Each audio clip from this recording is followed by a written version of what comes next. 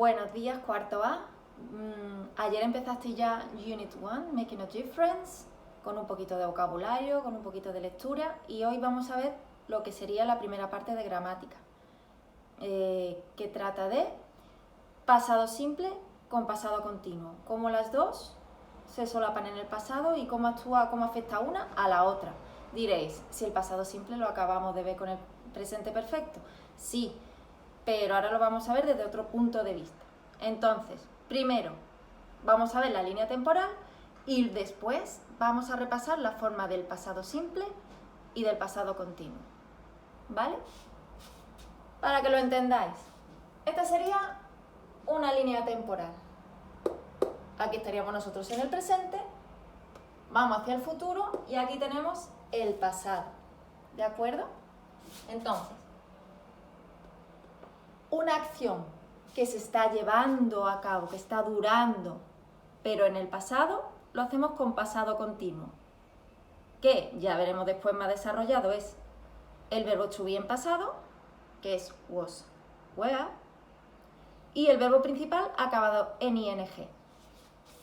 Mientras esto que está en pasado continuo ocurre en el pasado, está ocurriendo en el pasado, viene algo también en el pasado que nos interrumpe. Ese algo, esa acción que nos va a interrumpir lo que estábamos haciendo, viene en pasado simple. Ejemplos. We were watching TV when the phone rang.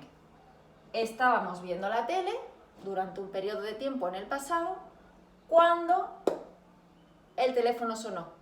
Al sonar el teléfono me interrumpieron eso que estaba haciendo yo tranquilamente en el pasado. ¿Sí? Y aquí veis que he señalado when, luego lo vamos a explicar. Aquí es a la inversa. The phone rang while we were watching TV. El teléfono sonó mientras estábamos viendo la tele. Hemos dicho lo mismo de dos formas diferentes, ¿ok? Aquí la acción en pasado continuo que estaba ocurriendo la hemos puesto delante. La acción en pasado simple que nos ha interrumpido lo que estábamos haciendo después. Aquí al contrario, esa acción puntual en el pasado que nos ha interrumpido lo ponemos antes y la que estábamos haciendo durante un periodo de tiempo después. ¿Qué es lo que cambia entre aquí y aquí? Esta palabrita, when and while. When, como ya sabéis, significa cuando. Y while, que también lo sabéis, significa mientras. ¿Qué diferencia hay? Pues siempre detrás del while, del mientras, vamos a tener el pasado continuo. Verbo to be en pasado, verbo principal en ing. ¿De acuerdo? Delante de pasado continuo, normalmente vamos a tener el while. ¿Sí? En cambio, detrás del when puedo tener ambos, pero lo más normal es que tenga el pasado simple. Rang. ¿Ok? Detrás de when, normalmente, pasado simple. Detrás de while, pasado continuo. ¿De acuerdo? Luego viene otra ahí en el libro que es más rara que os la encontréis, pero bueno, la vamos a mencionar. Just when, justo cuando. Aquí detrás, pues también vais a ver los dos tiempos verbales, pero esto es más raro. Aquí sí, este sí lo vais a encontrar mucho. Entonces, por si alguno no se acuerda, vamos a repasar la forma del pasado simple, que lo tenéis copiado ya, pero bueno, no me importa. Otra vez, y el pasado continuo, ¿vale? Porque esto está claro. Una acción que se desarrolla a lo largo del tiempo en el pasado, pasado continuo. Y esa acción que viene y me interrumpe, pero es puntual, ocurre y ya está, pasado simple. El pasado simple lo acabamos de ver.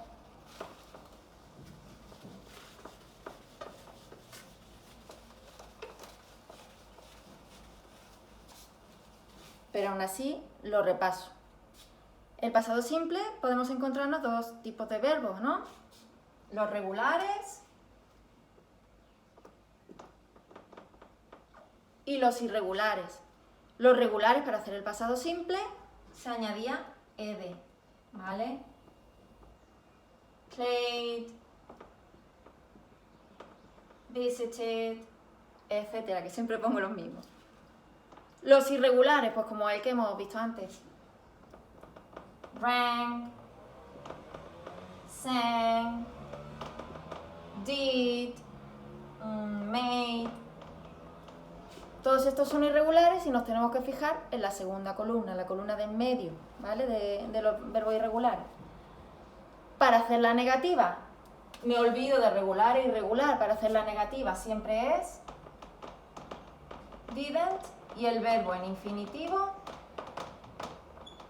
sin to, que no me voy a parar mucho más en esto porque lo tenéis copiado ya de la semana pasada, ¿vale? Esa sería la forma del pasado simple, que os recuerdo que normalmente cuando tengo dos acciones en el pasado, una en pasado continuo y otra en pasado simple, el pasado simple suele tener delante when.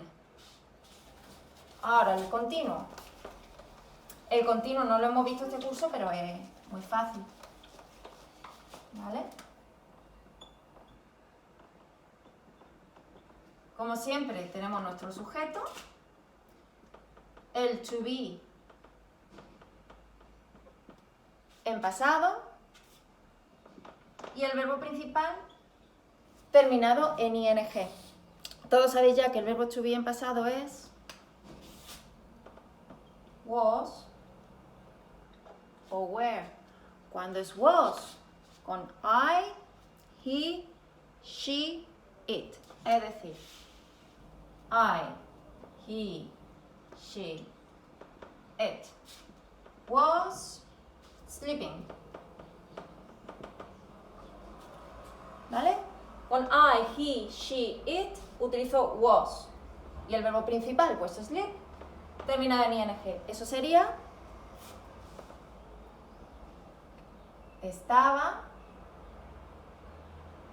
durmiendo durante un periodo largo de tiempo en el pasado. Para todos los demás, were. Bueno, como siempre, si me tenéis que parar, me paráis. ¿Ok? Con were, you, we y they. Were. Y os recuerdo que aparte de los pronombres, me vale cualquier cosa que se identifique. Por ejemplo, they. Si digo they, es lo mismo que si digo my parents, my teachers, the students. Todos son tercera persona singular, aunque no aparezca explícitamente they, ¿vale? Pero vosotros ya en cuarto eso lo sabéis y lo pensáis. Esto yo creo que es fácil. Delante del pasado continuo normalmente va while, mientras, ¿vale? Esto por un lado.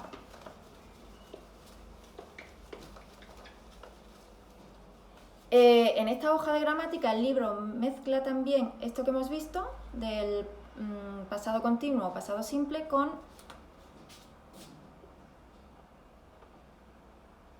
used to, que sirve para expresar hábitos que yo tenía o cualquier hábitos en el pasado. Se suele traducir por yo solía, él solía, ¿vale? Algo que yo solía hacer en el pasado, un hábito. Por ejemplo, my mother used to live in Álora, por ejemplo. Mi madre solía vivir en Álora. My mother used to live in Álora. ¿Veis que después del used to va siempre igual? Verbo en infinitivo sin to, vamos, porque el to ya lo tengo aquí, ¿vale? Entonces el verbo en infinitivo. Ojo aquí, porque esto es muy fácil, pero cuando nos liamos es cuando tenemos que hacer la negativa. Este used, como veis, termina en ed y eso a nosotros ya nos suena que es pasado simple, ¿verdad? Bien, es pasado simple. ¿Cómo hago la negativa del pasado simple? Lo acabamos de ver. My mother didn't used to live in Alora. ¿Por qué digo esto? Porque detrás del didn't, acordaos que aquí soléis picar mucho, ya no pongo la de, porque esa de del pasado ya la he indicado con el didn't y ya no me hace falta, es redundante, porque el didn't ya me está diciendo que este hábito es en el pasado. Luego, el verbo ya sin ed, ¿vale? Y yo creo que con esto tenemos para hoy, ejercicio para hoy y para mañana. ¿De acuerdo? Venga, hasta pronto.